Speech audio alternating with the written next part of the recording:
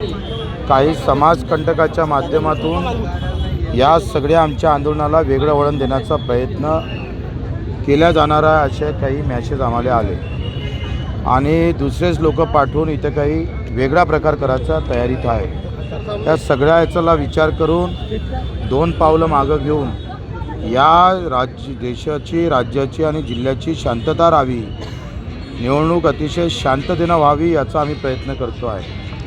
परवानगी आम्हाला भेटली होती, त्यांना नाकारली होती, आमची आता नाकारली, त्यांना दिली। हा घटनाक्रम कायद्याला पूर्ण चिरफाड करणारा आहे आणि याचा जबाब आता आम्हाला जनतेसमोर घेऊनच घ्यायचा आहे। आणि म्हणून आता हे इथं आम्ही मैदान सोडतो आहे, पण निवडणुकीतलं मैदान सोडत नाही। उद्या प्रचंड संख्येनं आमचे कार्यकर्ते, आमचा शेतकरी, शेतमजूर याचं उत्तर देण्यासाठी गाव खेड्यातून मिळेल त्या वाहनं येणार आहे। सगळ्या कार्यकर्त्यांनी सांगितलं का बच्चू भाऊ पहिले रॅली सक्सेस करा आणि रॅली सक्सेस झाली का मग आपण उत्तर देऊ। आणि उद्या आमची रॅली झाल्यानंतर मग आम्ही समोर जाऊ व्यवस्थित, तेव्हा आम्ही निर्णय घेऊन या आंदोलनाचा शेवट कसा करायचा तो आम्ही 1 ते 2 वाजता आम्ही नेहरू मैदानावर जाहीर करू।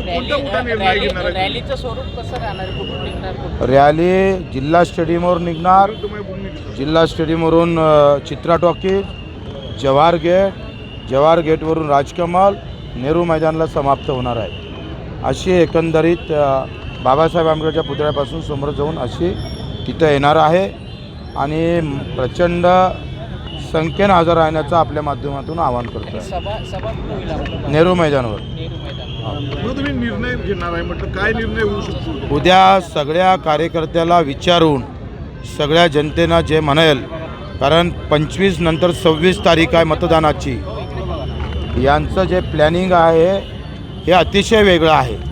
आज आम्हाला अटक करून आमचा प्रचार थांबवायचा प्रयत्न करण्याचा त्यांचं एकंदरीत षडयंत्र होतं।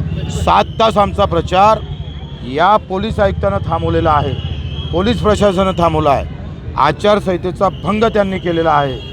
त्यांचं प्लॅनिंगप्रमाणे आज आमच्या हातून काही विपरीत घटना करावी आणि आम्हाला अटक करून उद्याची रॅली फेल करावी असं त्यांचं एकंदरीत प्लॅनिंग होतं।